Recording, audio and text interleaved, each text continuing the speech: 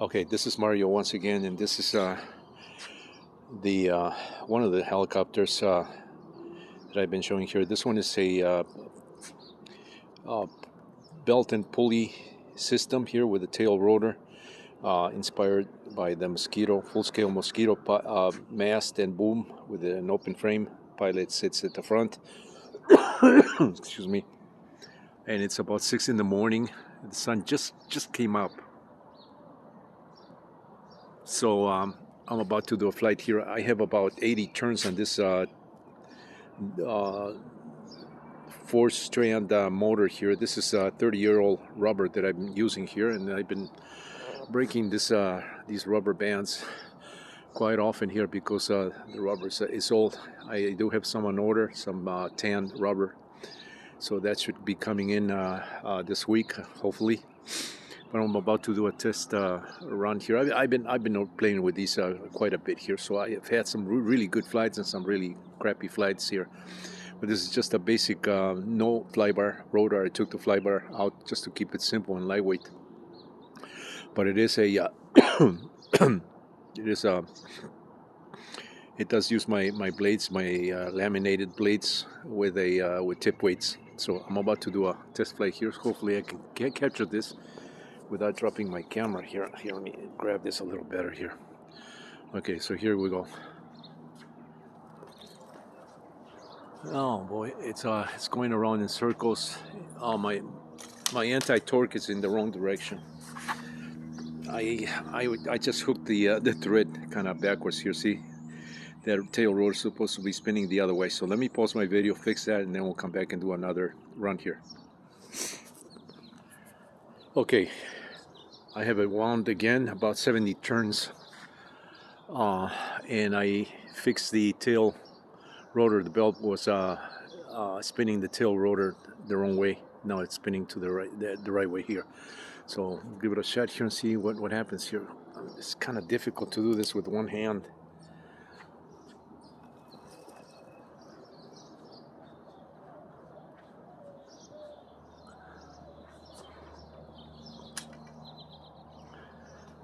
Okay. So yeah, basically that's how these things fly. And that was only with 70 turns on the rotor. On the motor. If I were to stretch the rubber and wind it, I can get a lot more turns than 70. I can probably crank 140 turns, and that's just two strands of. This is a single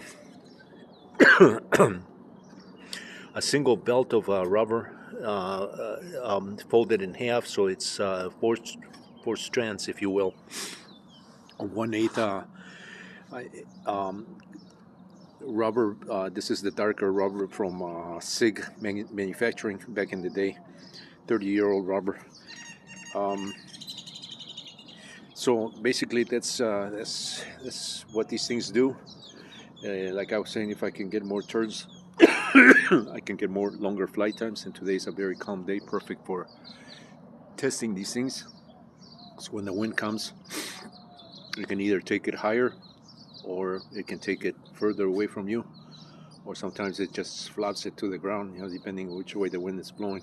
But without the flybar, that's how this flies. With the, as I have been explaining here, this does have tip weights at the ends here, and that's the trick to this. So I'm giving all these little details and secrets there on how to get these things stable without the flybar.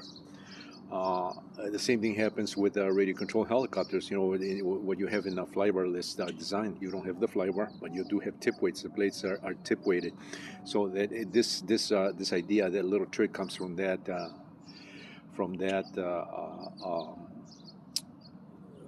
area. If you understand stability in blades and how these work, from a with a flybar and without a flybar, you pretty much just transfer that to the rubber-powered helicopter, or vice versa, because these things are kind of interchangeable as far as the theory, the dynamics.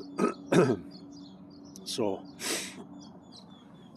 I'm not going to do another flight here, or maybe no, I'm not going to do it. I'm just going to leave this flight as is, just to keep this video short.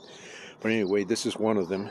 that I've been doing here, and my pilot's kind of broken here, so I've been flying this left and right, and it's missing the artwork on the other side.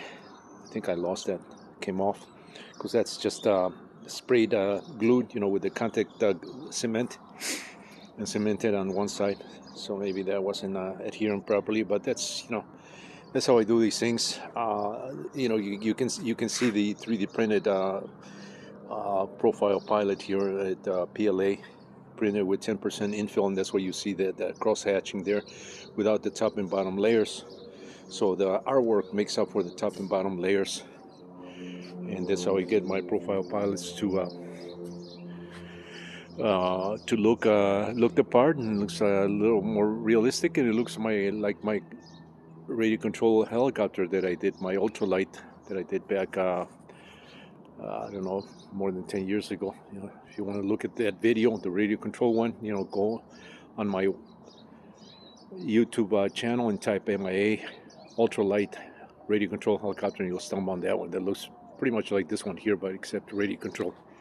Mario once again with MIA Microflight. Stay tuned for more.